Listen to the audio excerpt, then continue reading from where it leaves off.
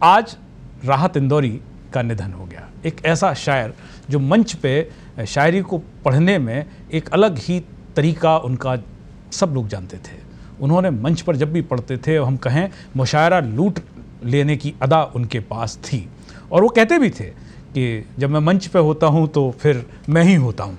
हमारे साथ संजय कौशिक हैं, उनसे हम डॉक्टर राहत इंदौरी पर कुछ सुने उनके संस्मरण। लेकिन उससे पहले आइए आपको ये दिखाते हैं एक रिपोर्ट। बुलाती है मगर जाने का नहीं, बुलाती है मगर जाने का नहीं, बुलाती है मगर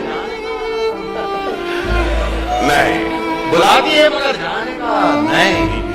ये दुनिया है, इधर जाने का नहीं। मैं जब मर जाऊं तो मेरी अलग पहचान लिख देना।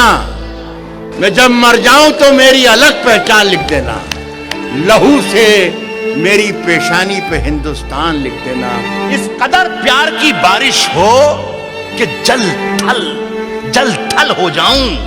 इस कदर प्यार की बारिश हो कि जल थल हो जाऊं। तुम घटा बन के चले आओ, मैं बादल हो जाऊं।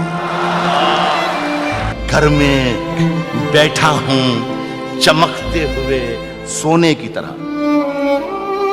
घर में बैठा हूं चमकते हुए सोने की तरह। मैं जो सर्राफे में आ जाऊं तो पीतल हो जाऊं। वाह वाह वाह वाह वाह वाह।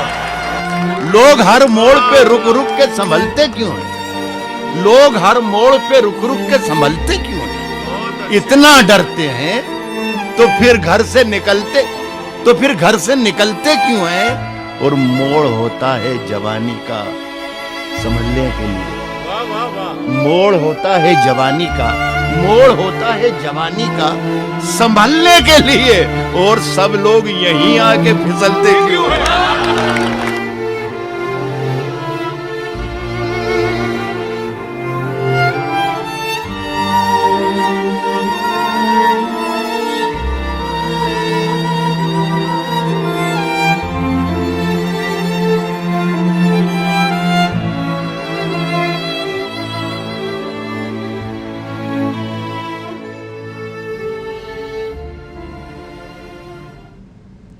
मोड़ होता है जवानी का संभलने के लिए, सब लोग यहीं आके फिसलते क्यों हैं? संजय जी, कैसे याद करेंगे डॉक्टर राहत इंदौरी को? दोस्ती जब किसी से की जाए, दुश्मनों की भी राय ली जाए। कुछ इस तरह के मिजाज रखने वाले राहत इंदौरी आज नहीं रहे। पिछले साल मई की बात है, करीब 20 मई को 2019 को वो जयपुर में थे और मैं उनसे मिला। 23 तारीख या 24 तारीख के आसपास ही लोकसभा चुनाव के रिजल्ट आने वाले थे। और जैसा कि वो हमेशा अक्सर मोदी सरकार को मंचों पर घेरते रहते थे, मेरे सवाल वहीं जुड़े हुए थे।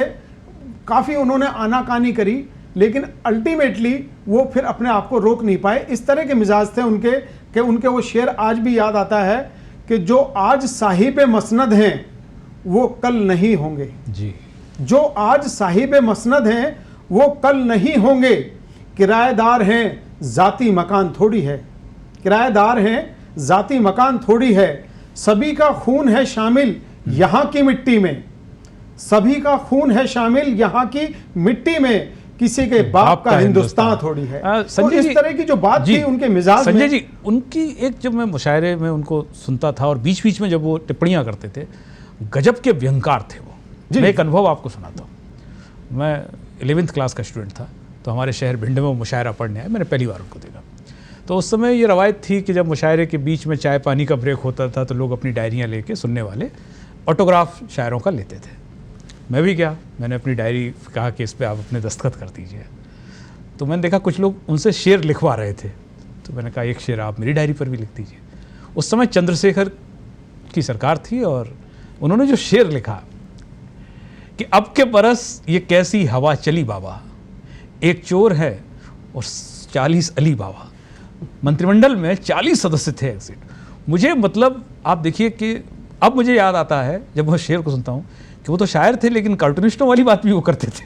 नहीं, निश्चित तौर पर आप देखिए कि एक व्यवस्थाओं के खिलाफ ही नहीं बोलते थे, अपनी पेशेकारी को भी उन्होंने, अपने पेशे को भी उन्होंने शेरों में प्रकट किया, अपने वहाँ के दर्द, अपने क्षेत्र के दर्द को उन्होंने लिखा कि मुश्किल फन है गजलों की रोटी खाना, मुश्किल फन है गजलों की रोटी खाना, बहरों को भी शेर सुनाना पड़ता है। तो इस तरह की बातें थी कि वो हर मिजाज पर तल्खी जरूर होती थी, उनके बात में, उनकी भाषा में, उनके शेर में तल्खी जरूर होती थी, लेकिन मैं निश्चित तौर पर ये कहूँगा कि एक समंदर थे, और समंदर भी ऐसे गजलों के, शेरों के एक ऐसे समंदर थे जिसमें बहुत सारी लहरें थी। आज वो लहरें, आज वो समुद्र। अच्छा, जैसे हम बहुत सारे मुशायरे सुने, और जो पुराने हम जब नहीं थे वो भी आजकल यूट्यूब पे मिल जाते हैं, लेकिन राहत साहब का जो अंदाज था मंच पे शेर को पढ़ने का, आपको याद आता है कि ये अंदाज किसी और के पास था क्या? नहीं, बिल्कुल वो मंच को चुरा लेते थे। सबसे बड़ी बात ये थी कि मैंने उनको यूथ के बीच में वो उस तरह की भाषा का इस्तेमाल करते थे, उस तरह के शेर इस्तेमाल करते थे कि उनमें जोश उत्पन्न हो जाए, और हर तरह के, उनके हर वर्ग के, हर उम्र के उनके प्रशंसक थे, समर्थक थे, और जो उनको सुनने के लिए लालायित रहते थे। सबसे बड़ी बात, युवा पीढ़ी में भी उनके प्रति बहुत लगाव था, और वो अक्सर ऐसे प्रोग्राम्स में जाते थे जहाँ यूथ काफ़ी बड़े लेवल पर मौजूद रहता था।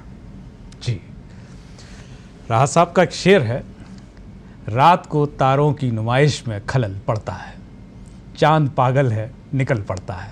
तो आज के कार्यक्रम में इतना ही। संजय जी, आपको बहुत जी बोलिए कि उन्होंने भी एक शेर ये कहा था कि वबा फैली हुई है हर तरफ, अब माहौल मर जाने का नहीं।